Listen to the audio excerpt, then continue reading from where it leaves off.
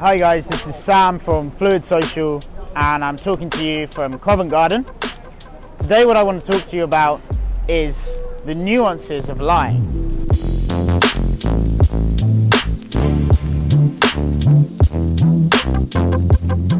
So in a recent video, which I'll attach the link to here in this video, I discussed the two levels of lying and briefly went into the idea that lying is not just false information. So for me to say that my hair is red when it's blatantly not, but it's also a deception that you expect will cause a person to make a decision that they wouldn't have otherwise made had they known the full facts.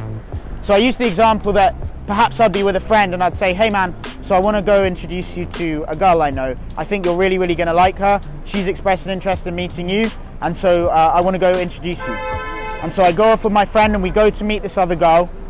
But then really my intention was that her friend is a girl that I liked, and it was really me trying to meet the girl that I liked and trying to bring you along to distract her friend. So I haven't lied to you. I do think you'll get on with that girl, but I haven't told you the full information, which is really I want to hang out with someone else. So I've deceived you in order to make you make a decision that you otherwise wouldn't have made, and that is also lying. So I've thought a lot about this idea of lying and potentially why we lie, and what are the potential benefits of lying versus the trade-off of is it ever okay to lie or not. And I want to relate this to an experience I had recently where I was going on a date with a girl who I was very attracted to, and we seemed to have like a good connection on the first instance that we met. And I was tossing up in my head about whether I would tell her that I have a son or not. I was thinking, well, I like this girl, I'm attracted to her, we seem to have a good connection. Maybe if I tell her that I'm a father, she's going to count me out and she's not going to want to see me again.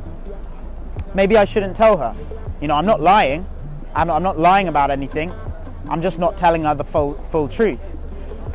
But when I realized that that was still deception, because if I think that she doesn't want to see me because I've told her that I have a child and I'm hiding that information, then she doesn't have all of the information that she needs to make a decision that she can be sure about. So what I said to myself is, fuck it, I don't care, I'm going to go there and tell the full truth. I'm going to say everything, I'm not going to hold anything back. If she's cool with it and she still wants to see me and we get on and we have a good connection, then we have a good connection. If we don't, then that's it. And that's the decision that you've made. That's the decision that you've decided to make. And so when I went there, I basically said, okay, there's going to be no bullshit here. Let's have a bottle of wine and just tell each other our secrets. And it was really fun. Like, we really got into this vibe of just having a drink and talking about some weird things that we wouldn't normally say on a first date. Had a really good time. And then when we parted ways, and I messaged her again, she was like, listen, it was really fun. I really enjoyed it, but I don't think it's going to go anywhere. We're in very different life positions.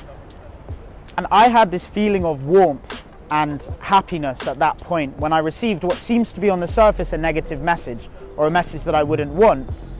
Because in that moment I realized that had I lied and she had wanted to see me again, I would have had the knowledge that she was seeing me, but she wouldn't want to if she had known the full truth. I had the knowledge of that looming over me. So the fact that I'd chosen there to tell the truth, she knew everything and she'd based her decision on her knowledge of the reality of the situation, meant that when she said, no, I don't want this to go any further, I was able to feel completely at ease and acceptant of her decision. And it was a positive experience. I want to stress that. It was objectively a positive experience to hear the words no, because I knew that I'd funneled out an individual where it just wasn't going to go anywhere. And I told the truth, and we both know what's going on now, and now we can both move forwards knowing exactly what we've got to do. So I want this video to influence you guys when you're thinking, shall I put up a picture that, you know, on Instagram or Facebook that doesn't quite represent me, that doesn't quite look like me? Shall I put on heels that are 3 inches taller to optimize the way I'm appearing on the first date, to, you know, to make her think that I'm a little bit different? Even down to thoughts of, God, I wish I looked like that guy. God, I wish I was a bit taller. I wish I was in better shape. All of these things, some of them you can change, some of them you can't change. But right now, this is the way it is, this is a depiction of you, and this is the best representation of you. If you can move forward with exactly what you have right now, your physical appearance, your mental state, your financial state, if you can go in fully accepting it, representing yourself fairly, not worrying about what the other person is going to think about the reality of your situation, then you're going to be attractive in ways that you didn't previously imagine.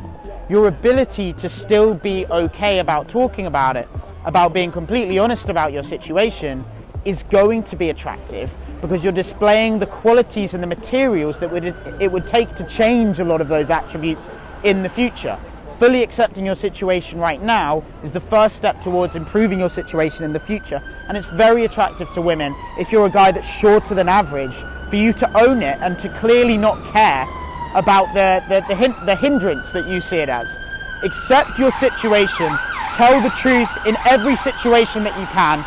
You will rest easier, and those rejections won't hurt because you know that you filtered out the person that wasn't right for you and you weren't right for. So lying is on two levels. It is never the right decision to do. You're always going to feel more internally satisfied and self-confident when you give all of the information about who you are and what your situation is without clouding that information in order to deceive someone and change a decision that they might otherwise make the other way. So have a think about it, guys, and yeah, I hope you got something from that video. See you in the next one. Sam out. Hi guys, this is Sam from Fluid Social, and today I'm talking to you from Brick Lane. I want to tell you about an exclusive group that I'm starting. I've created a Facebook group called the Loner to Lover group, which is based on the system that I've been creating over the past few months that will be released on the 1st of January 2021, called Loner to Lover. Now this system teaches you how to go from a guy who has zero experience with women, a lot of failed attempts but zero experience, to being in a successful relationship and everything in between. Whatever experience level you are, I've created a system where you can find out where you are and learn what you need to do to progress from loner to lover.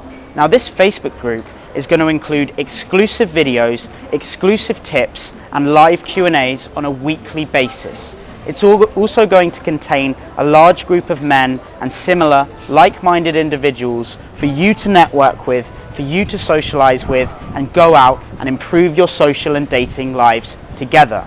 This will be a paid group, but for the moment I'm making it completely free because I want to get that core group of guys together who are really, really keen and who really want that extra push, those extra tips from me, that extra bit of motivation to get out there and improve your social life. So if you feel like you're one of those guys, if you feel like you're ready to get that extra step, to get that spring in your step and actually get started improving your social skills, your dating life and your ability to go out, network and cold approach women in the daytime, then follow the link in the description to the Facebook group Loner to Lover and we'll get you started with the first Q&As. Feel free to drop me any questions on the Facebook group and I will answer them in a Q&A, or I will type them out for you and network with like-minded individuals so you can improve your social, dating and cold approach today.